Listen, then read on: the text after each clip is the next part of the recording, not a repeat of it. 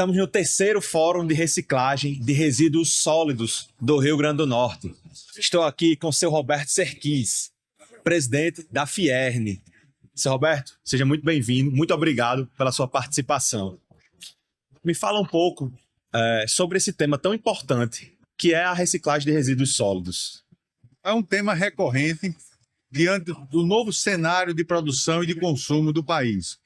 Na década de 2000, nós tivemos aí uma mudança muito brusca no processo produtivos, né? Com a automação, depois a informatização, agora recentemente a questão da robotização, a indústria 4.0. Então, essa mudança na relação de produção e consumo, e aí quando você fala, os processos mudaram e o consumo também, porque o marketing, o design, as novas embalagens, elas estiveram presentes.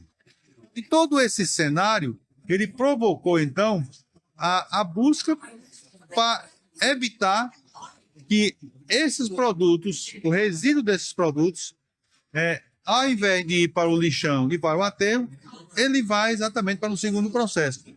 Então, é isso que o terceiro Fórum de Resíduos, promovido pelo Ciclamine, pelo Cine Recicla, que faz parte, filiado da Federação da Indústria, traz como pauta, exatamente para que a gente possa cada vez mais trazer indústrias que possam se envolver com a questão da pesquisa, da inovação, e assim a gente conseguir contribuir na questão ambiental e social e, logicamente, o econômico, que é exatamente o que fazem essas indústrias.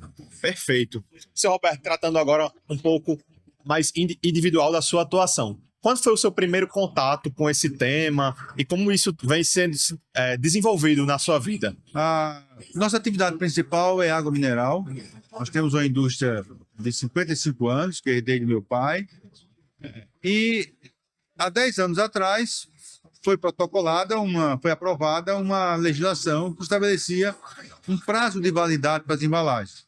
Então, eu me deparei com um problema e que precisava de solução. E a solução foi exatamente reciclar, encontrar o caminho da reciclagem para essas embalagens. Percebam que hoje, por exemplo, você não vê no mercado, a exemplo das latas, um garrafão de 20 litros jogado, né? Então, por quê? Porque nós, hoje, reciclamos 100% das nossas embalagens quando elas vencem ou quando elas quebram. Sim. Então, foi assim que eu comecei a interagir, né, com o ambiente da reciclagem. E aí, identifiquei que não só era eu que estava exercitando a prática da reciclagem, mas tinham outras indústrias com outros tipos de resíduos, com outros tipos de materiais, né? E aí foi quando veio a ideia de se fundar o Cine Recicla, né, e trabalhar o associativismo nessa direção. E aí, essa foi a forma como eu me envolvi, e hoje é esse sucesso, 10 anos que o Cine Recicla completa agora. Iniciou com 8 empresas, hoje com 33, mas com uma perspectiva muito grande para frente. E nesse contexto, o Cine Recicla, você enxerga que ainda tem muito crescimento pela frente aqui no Rio Grande do Norte? Sim, principalmente o crescimento na questão da utilização de novos resíduos que surgem. Bem recentemente, por exemplo, o gesso não tinha uma destinação. Então, o trabalho de pesquisa, de inovação, né, trouxe um processamento para o gesso. Então, a cada dia, você tem novas novidades nesse ramo, né? São ideias, são pessoas criativas que se envolvem na descoberta de como reaproveitar, reciclar, tá, os resíduos. Então, quando aparece um resíduo, por exemplo, hoje nós temos uma situação do isopor. Então, o isopor hoje está sendo estudado de como melhor reaproveitar ele. Como transformar. Como transformar. E o que acontece, né?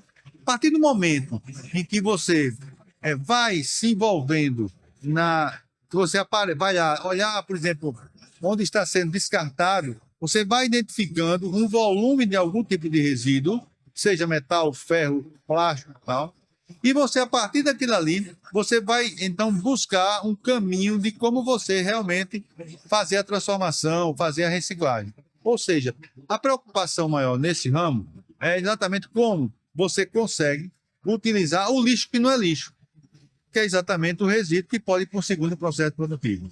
E aí, para isso, precisa de muita pesquisa, de muito estudo, né?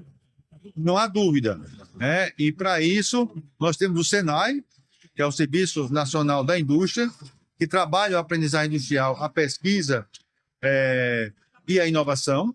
Então, eles são partícipes desse processo, exatamente na busca de solução para os problemas que se apresentam. Então, você identifica com o empreendedor que está nos ouvindo, tem uma situação da qual ele se deparou e está com a dificuldade de descarte daquele material, né?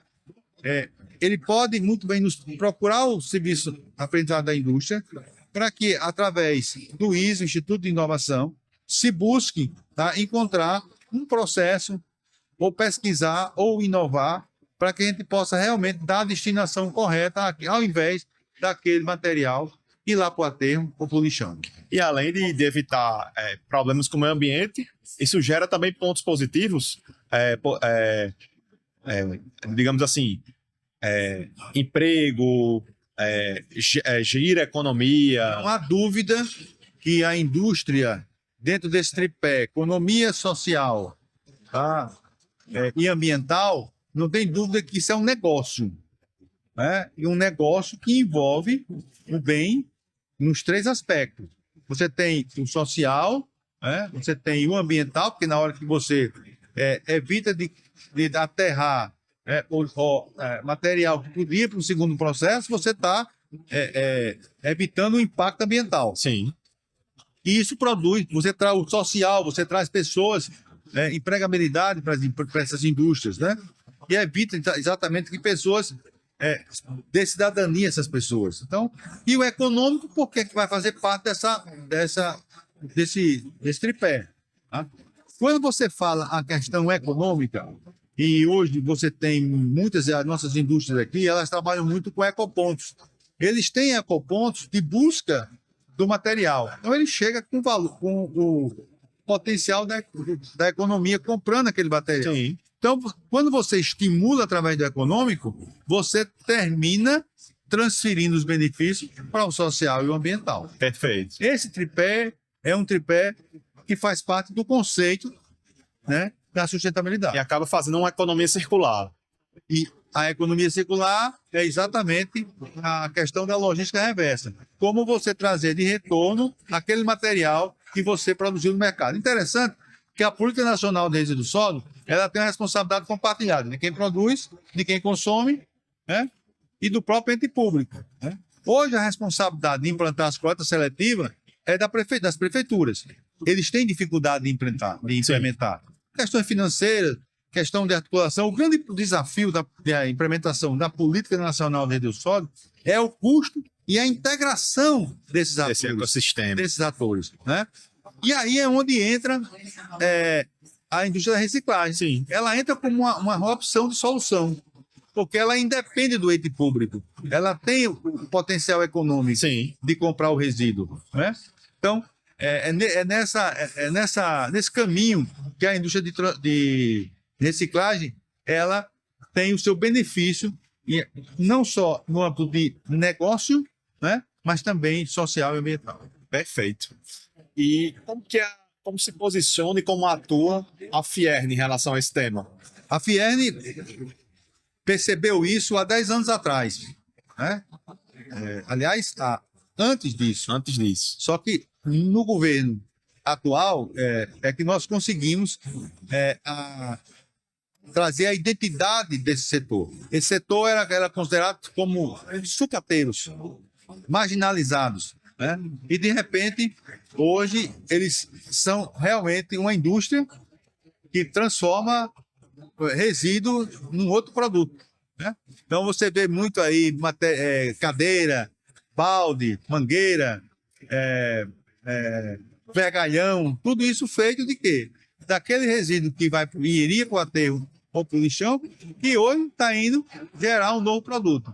Então, essa é a essência da indústria da reciclagem, né? E aí a Federação da Indústria, observando toda essa realidade, foi em busca do governo, o governo sensibilizado reconheceu como indústria, deu incentivo para o ED e, resultado, nós saímos de 8 indústrias na fundação, em setembro de 2014, para 33 indústrias hoje associadas, né? E lógico que muitos ainda vêm, que a gente precisa fazer esse trabalho, cada fórum desse, cada evento desse, você motiva novos empreendedores e novas ideias a se incorporar ao sindicato. Excelente. E dentro dessa perspectiva, né, de adentrar esse ecossistema, se você puder dar um recado para um empreendedor ou empreendedora que esteja vendo uma oportunidade, ou esteja tendo um problema em relação ao descarte de resíduo, qual que é o primeiro passo para que ele se instrua, para que ele entre nessa jornada? Esse ramo, ele não é mais uma tendência, ele é uma realidade. Vocês estão vendo aqui no fórum uma feira com boas práticas, com ideias que surgiram, nasceram a partir de necessidades como a nossa, mas também de ideias do cara que tem a veia do empreendedorismo. Quando você tem a veia do empreendedorismo, o seu dia a dia, no seu cotidiano, você vai observando o que tem ao seu redor. Se você for, por exemplo, a um lixão, você vai ver um potencial de resíduo. Foque nessa sua avaliação preliminar, primeira, e busque entender, conversando com esse sindicato, que já é uma base de informação, né? E a gente sabe que informação e conhecimento é poder. Então, venha ao sindicato, converse com quem já está no dia a dia, porque aqui nós não temos essa questão de não passar a informação. Por quê? Muito pelo contrário. Né? Muito pelo contrário. Por quê? Porque existe muito resíduo. A quantidade, hoje, por exemplo, o volume é estimado em milhões de resíduos que são aterrados no aterro. Então, quanto mais empreendedor, quanto mais pessoas vierem a praticar a reciclagem, melhor para todos, né? Melhor para todos. Porque essa indústria, embora é uma realidade, não é mais uma tendência. Agora, tem produtos, evidentemente, como eu falei, o isopor, que ainda não tem uma destinação correta, mas poderá ter.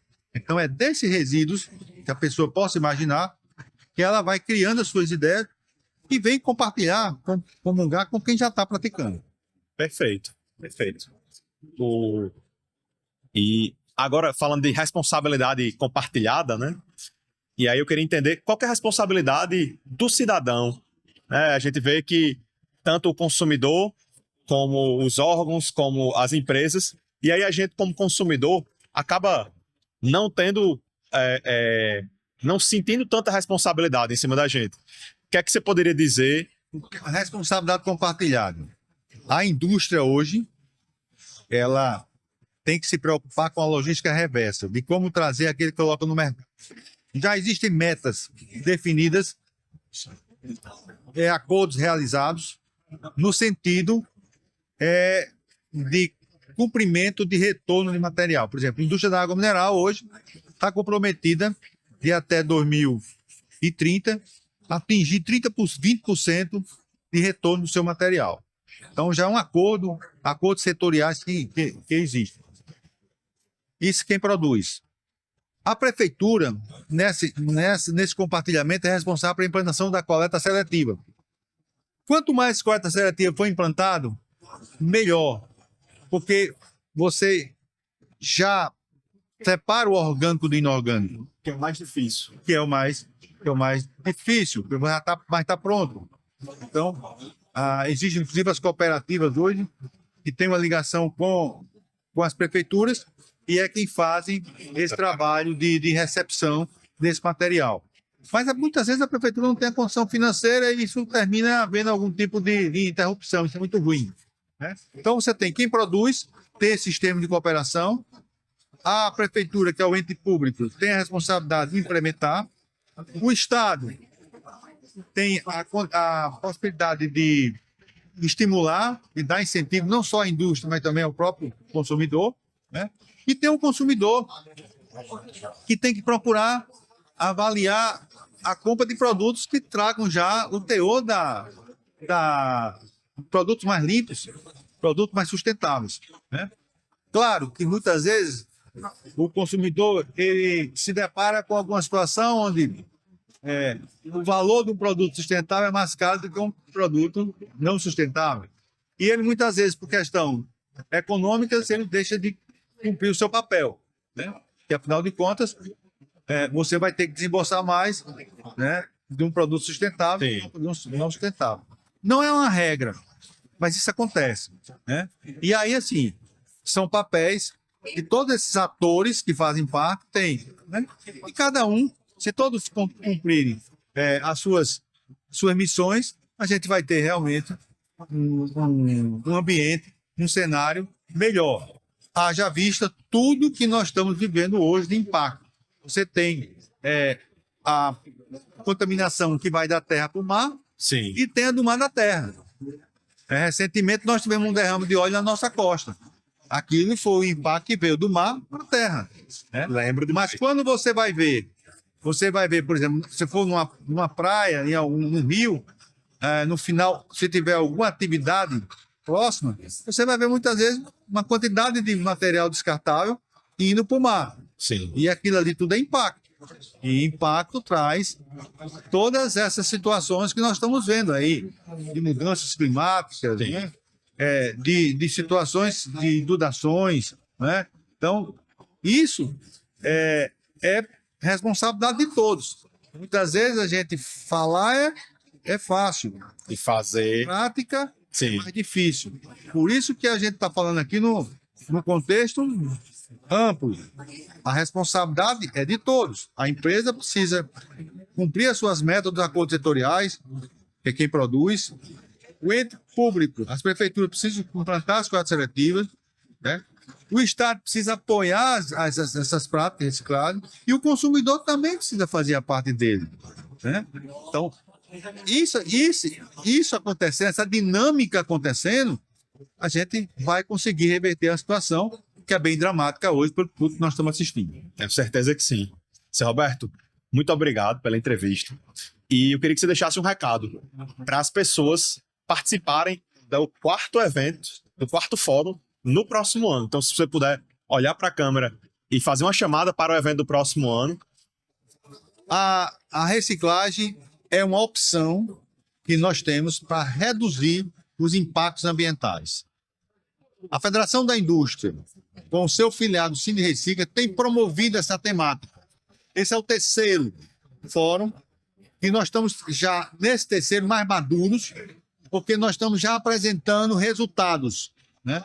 E, claro, convidar todos para que no próximo ano, no quarto fórum, estejam presentes para ver todo esse processo de evolução que está ocorrendo a partir do apoio da Federação da Indústria e do Sindicato da Reciclagem. Um sindicato que hoje é referência nacional, na qual outras federações já estão se mobilizando para também participar desse pool, né?